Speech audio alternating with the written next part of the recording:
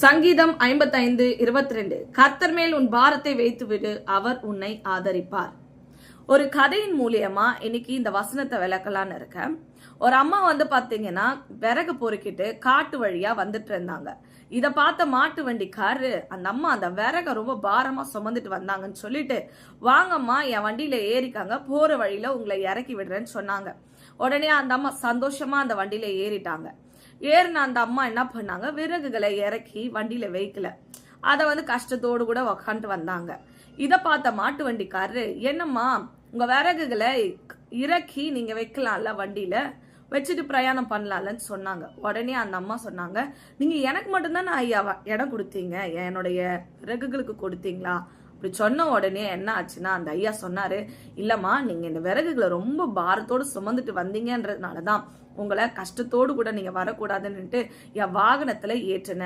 நீங்க உங்க விறகுகளை இறக்கி வச்சுக்கங்க, உங்களுக்கும் இடம் கொடுத்துருக்க, உங்க விறகுகளுக்கும் இடம் கொடுத்துட்டு இருக்கன்னு சொன்ன உடனே அந்த அம்மா அந்த விறகுகளை இறக்கி அந்த வண்டியில வச்சுட்டு சந்தோஷமா பிரயாணம் பண்ணாங்க. இத பார்த்துட்டு இருக்க நீங்க கூட உங்க வாழ்க்கையில கண்ணீர் என்ற ஒரு பெரிய பாரம் இருக்கலாம், உங்க வாழ்க்கையில வியாதி என்ற ஒரு பெரிய பாரம் இருக்கலாம், எதிர்காலத்தை குறித்து ஒரு பெரிய பாரம் இருக்கலாம், கடன்ற பாரம் இருக்கலாம். பெரிய பெரிய பாரங்கள் உங்க வாழ்க்கையில இன்னைக்கு நெருக்கிட்டு இருந்ததுன்னா, நான் ஒண்ணு சொல்ல விரும்புறேன். உங்க வாழ்க்கையில உங்க வாழ்க்கைன்ற பிரயாணத்துல ஏசு சுவாமி உங்களோடு கூட இருக்கிறார்.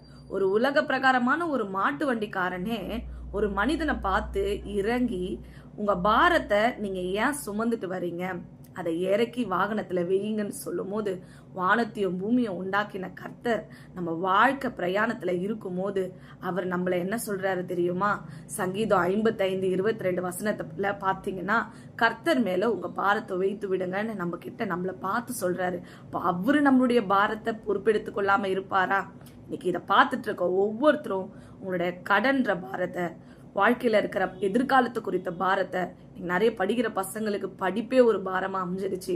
நான் ஒழுங்கா எக்ஸாம் எழுதியிருக்கேனா, நான் ஒழுங்கா பாஸ் ஆயிடுவேனா அப்படின்ற ஒரு பாரம், எல்லாத்த குறித்த பாரம் உங்களுக்குள்ள இருந்துச்சுன்னா, உங்க வாழ்க்கை குறித்து ஒரு பெரிய பாரம் இருந்ததுன்னா, இந்த பாரங்களை இயேசு சுவாமி மேல இறக்கி வச்சுட்டு சந்தோஷமா பிரயாணம் பண்ணுங்க. ஏன்னா வசனம் சொல்லுது, கர்த்தர் மேல உங்க பாரத்தை வைத்து விடுங்க, அவர் உங்களை ஆதரிப்பார். ஏதோ மனுஷன் உங்களை ஆதரிக்கல, வானத்தையும் பூமியை உண்டாக்கின கர்த்தர் உங்களை ஆதரிப்பார்.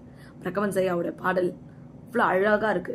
கர்த்தர் மேல் பாரத்தை வைத்து விடு, கலங்கி தவிக்காதே, அவரே நம்மை ஆதரிப்பார், அதிசயம் செய்வார்.